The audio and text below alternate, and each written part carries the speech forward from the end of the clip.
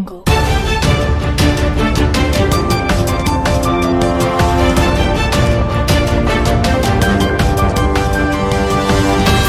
Jungle.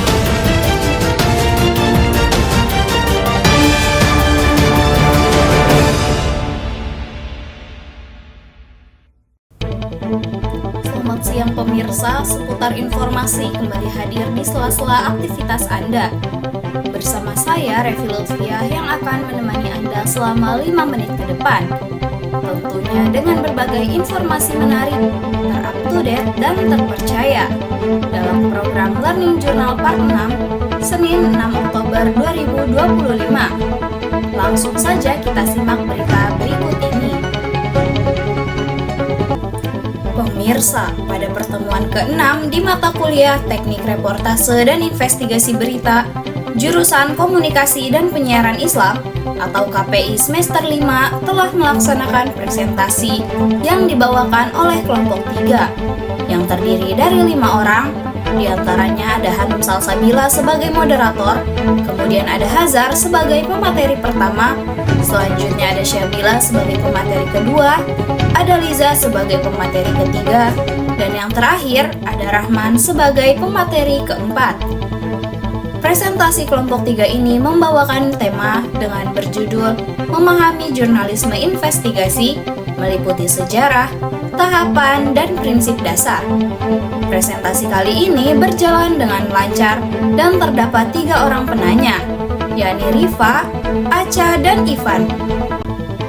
Baik pemirsa, sekarang kita sudah terhubung dengan reporter kita. Ada rekan saya Revi yang akan menjelaskan lebih dalam mengenai materi presentasi dari kelompok 3. Berikut liputannya. Ya, selamat siang pemirsa, saya Revi yang akan melaporkan hasil dari pembahasan pada perkuliahan pertemuan ke-6 di mata kuliah Teknik Reportase dan Investigasi Berita yang telah disampaikan oleh presentasi kelompok 3 mengenai pemahaman jurnalisme investigasi, meliputi sejarah, tahapan, dan prinsip dasar.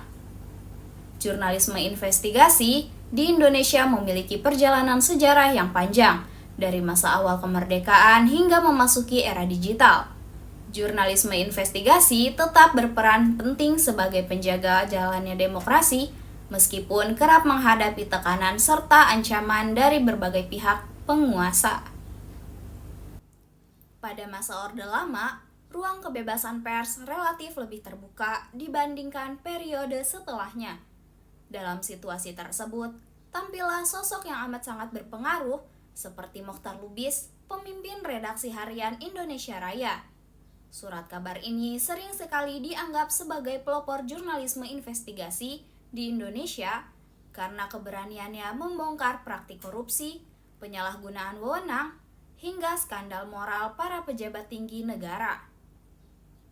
Kemudian saat memasuki era Orde Baru, kondisi pers mengalami perubahan besar, di mana pemerintahan Soeharto menerapkan pengawasan ketat terhadap media, dengan alasan menjaga stabilitas dan mendukung pembangunan.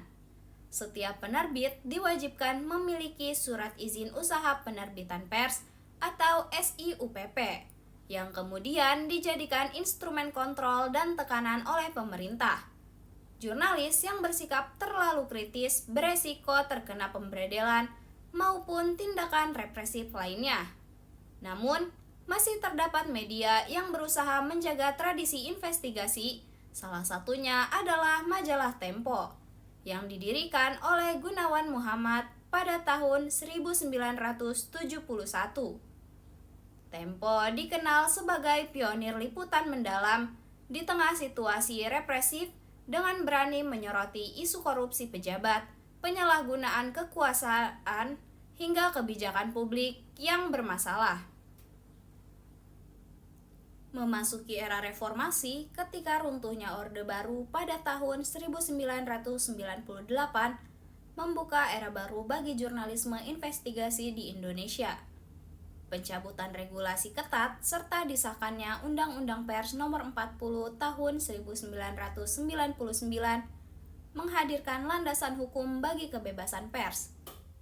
Praktik pemberedelan pun berakhir, sehingga media dapat memperoleh ruang lebih bebas untuk menjalankan liputan kritis.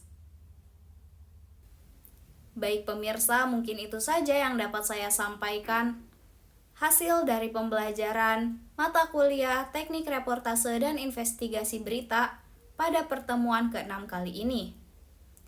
Selanjutnya, saya kembalikan kepada rekan saya yang ada di studio. Terima kasih.